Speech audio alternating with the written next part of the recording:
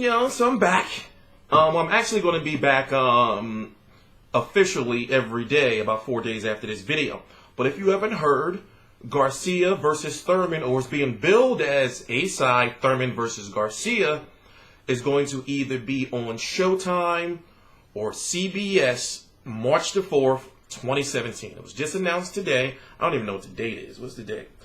October the 25th, 2016. I'm T Street Controversy. This is T Street Controversy Live.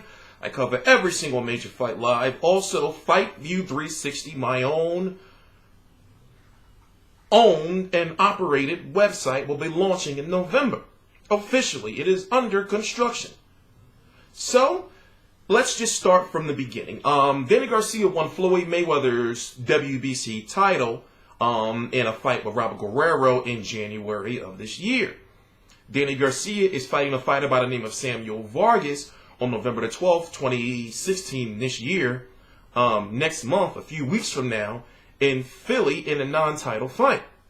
Danny Garcia is getting a lot of heat because he's fighting Samuel Vargas, and it's a non-title fight. The reason why it's a non-title fight, just to give you a little bit of information, is if you're not ranked in the top 15 by the WBC, IBO, WBO, or WBA, you have to go to the president of those sanctioning bodies and ask them, can I have a non-title fight? And it's up to them to decide whether they allow it or not. They can just say, well, nah, if you're going to have a non-title fight, then fight this mandatory. Or if you're not having a non-title fight, then you have to fight. You should fight one of these guys. We're not approving a non-title fight. So some maneuvering was done. Samuel Vargas got the call. It's being billed as a charity event. It's in a moderately sized arena in Philadelphia. It's not like it's not a bullshit arena, basically. It's Temple University. Temple University is one of the one of the most well-known colleges in the country. I want to say who their biggest celebrity is, but fuck, Bill Cosby. Bill Cosby. But it's going to be interesting. I'm going to be there. I'm going to be covering the fight. I'm already in the process of providing full coverage for the fight.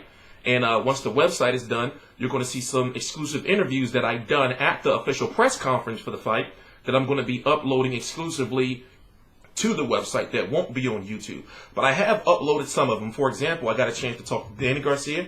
I talked to Angel Garcia. I talked to Samuel Vargas, Billy Briscoe, and a couple of other people. And what I'm getting from it is Danny Garcia and Angel Garcia don't give a fuck.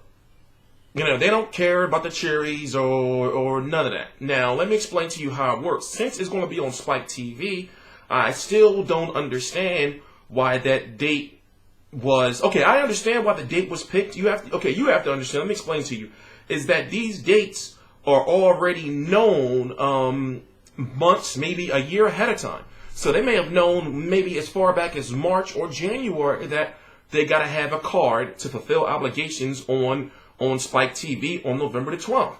It just so happens that one of the biggest fights of the year, one of the biggest UFC fights of the year is going on, where Conor McGregor is fighting Eddie Alvarez, who's also from Philly, in New York. The first UFC event in New York. So it's going to be a big card. I just hope that they are smart about it, and they do their best to have the main event over before the UFC main two fight. Even though it's a big card. People who don't know UFC, that's a big card. There's some very good fights on there. I just hope that they have that PBC on Spike card over before the main event. I'm pretty much sure that's probably what they're going to do, because since I'm from Philly, I'm going to be covering the fight live. I want to do my work there, get my interviews up, and then come home and be able to watch the UFC fight, on replay, and be able, to do my live video and talk to you guys about my experience. So, talking to Samuel Vargas. Now, if you don't know, he lost to Errol Spence. He fought Errol Spence on 16 days' notice. That's the reason that they're not giving excuses. Him and his trainer Billy Briscoe are not giving excuses, but they are saying that it was short notice. It was 16 days' notice, and also it was a dark match, meaning it was a non-televised bout.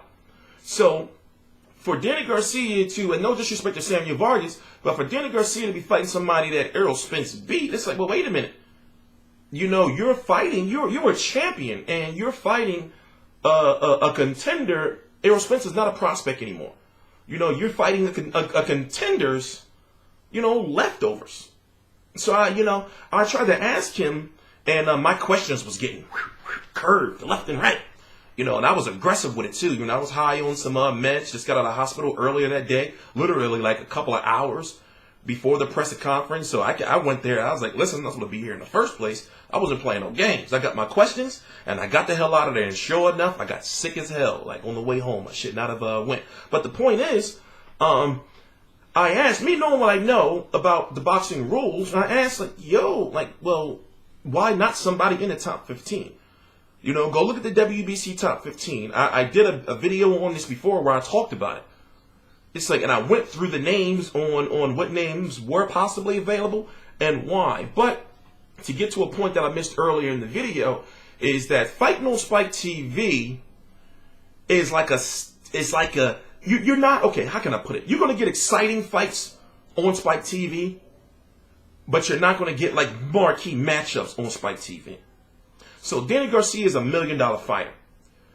Viacom, who owns Spike TV, owns CBS, owns Showtime. So they may tell Al Heyman, listen, we only have 1.3 or 1.4 or 1.5 million dollars in the budget to pay the fighters. So you get a guy like Danny Garcia who's got to make at least 1 million, and I'm saying he's going to make like 1.2, 1.25 million, something like that. Then that leaves, like some the other money, for the opponent. Now I'm not talking about the money that they may get as a whole for the card. I'm talking about when it comes to like the main event. Even though it's all under one person, for example, they may say, well, we're going to give you $2 million to put this card together, or 1.7 or 1.8 million, to pay all the fighters. Danny Garcia's got to get a big chunk of that. So therefore, you can't have a Danny Garcia versus what fans were talking about, an Andre Berto, or even willing to accept a John Molina, because John Molina, makes good money as a fighter. And Andre Berto damn sure makes good money as a fighter. So for it to be on PBC, it just wasn't there. So it's being billed as a tune-up fight, a charity event, a homecoming event, an event to knock the rust off. But I think they made a huge mistake.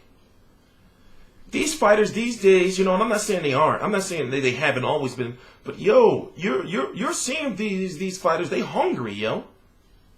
Remember when Diego Chavez came over here and he fought Keith Thurman before he got knocked out?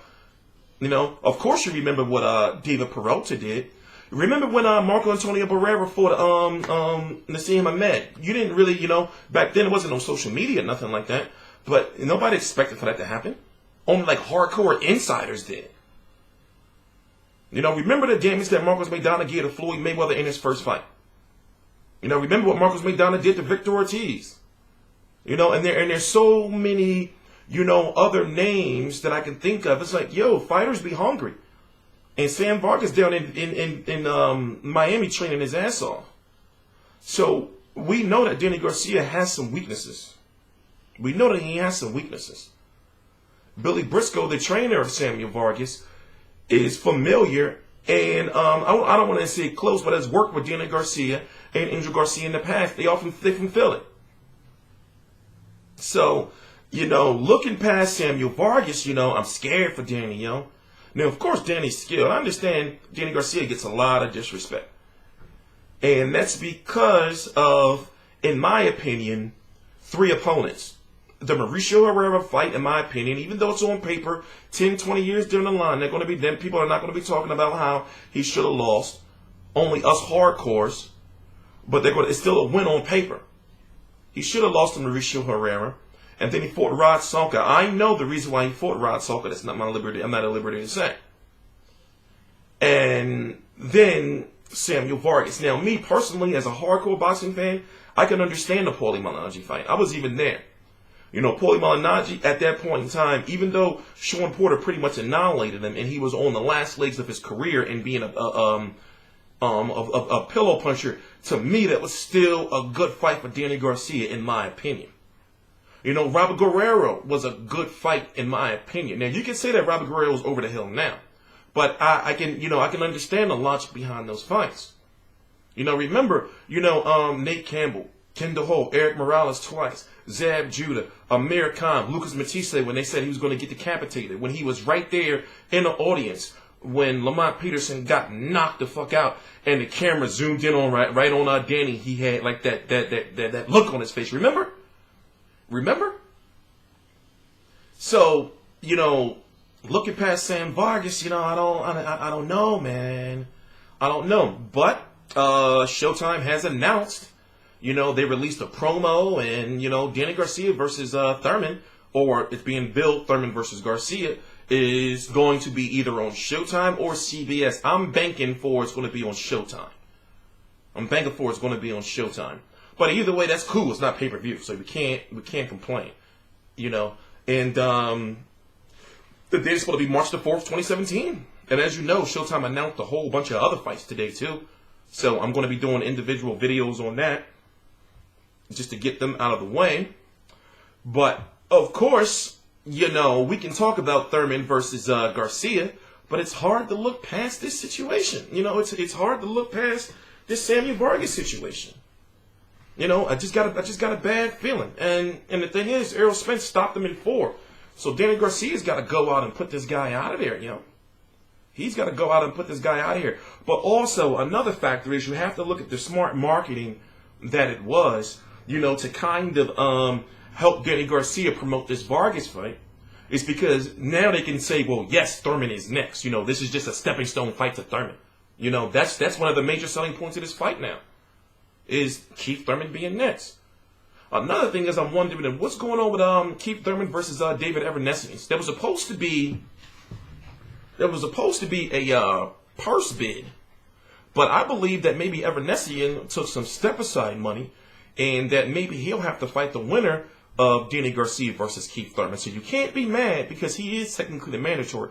Remember when he beat Shane Mosley, and Shane Mosley did some maneuvering when he went down to visit the WBA president, and somehow came home in a mandatory fight or in a title eliminator fight with David Evanescence.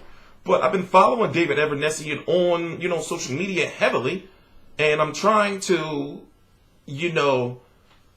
see what he's doing. Did he accept some step aside money, or is he in training or anything? And right now it seems like he's just living good. So he's cool with it. And if you look at it, it's a win-win situation for him, because whenever he does fight the winner, or if the WBA doesn't screw him over, then he'll be fighting for 2 titles. And dude's pretty good. He's not a bad fighter. So I guess Keith Thurman is just going to sit out. I guess he's just going to sit out until March the 4th. And it's a shame because he already only fought once this year, and then didn't he fight once or barely once last year? But now when it comes to a lot of these Heyman fighters, it's now or never. Now it's time for the super fights. They've been getting paid all this money for about 4 years now. These Heyman fighters have been doing good for a little while, since 2012. So now it's time for them to stop ducking and dodging each other and fight. Anyway, I'm T3 Controversy. This is T3 Controversy Live. I know that there's so much more to talk about. I'm probably missing it. Shout out to Hector Munoz, very well-known sparring partner of all major welterweight and junior welterweight fighters.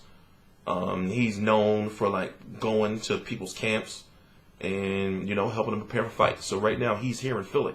Also, stay tuned for the Danny Garcia media day, where I'm gonna have to ask him again. Even though we know he's fighting Thurman, I'm gonna have to ask him yo, Danny, come on, you gotta give me a answer.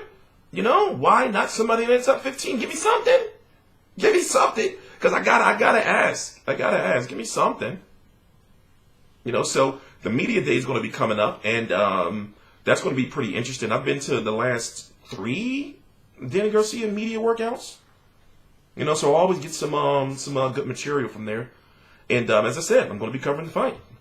And also, stay tuned. The website is launching, FightView360.com. It's been under construction for the last 2 weeks now. It's really the dream has become a reality. And for those who have been following me, you know that I'm like revamping everything. For example, I've revamped and rebranded my Twitter. It's officially all boxing news now. My Twitter is all boxing news. Before, I used to play around, joke and everything like that, but now it's Fight View 360, you know, or FV360 T Street, you know, on Twitter. The link's right down below in the description now, description box. So it's all boxing, you know. My Instagram is going to be going through the same thing. My like page is going to be going through the same thing. And the only place I'm really going to be able just to chill and fall back is on my Facebook personal page. So, you know, it's you know, the dream, you know, has come true. You know, the dream has come true. So it's under construction. And Danny Garcia versus Samuel Vargas is going to be pretty much like the grand opening. And we're going to be writing articles. You'll be able to find everything you need for boxing. I'm not going to say what it is, but everything you need and want from a boxing website is going to be on that website. Trust me. You know, so we're going for the gusto. I'm T Street Controversy. This is T Street Controversy Live.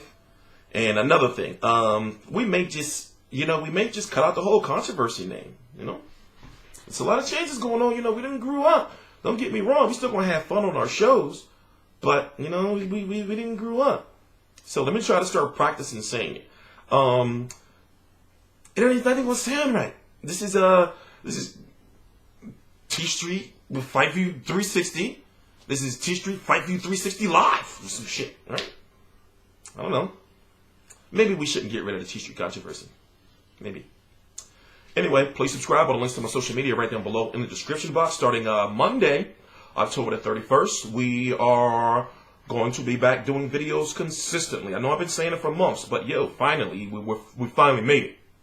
You know, we finally made it. And it's time to start climbing the rankings. Now, of course, the views are going to be like low. I understand all that, but we're going to slowly start going right back to the top. Please subscribe.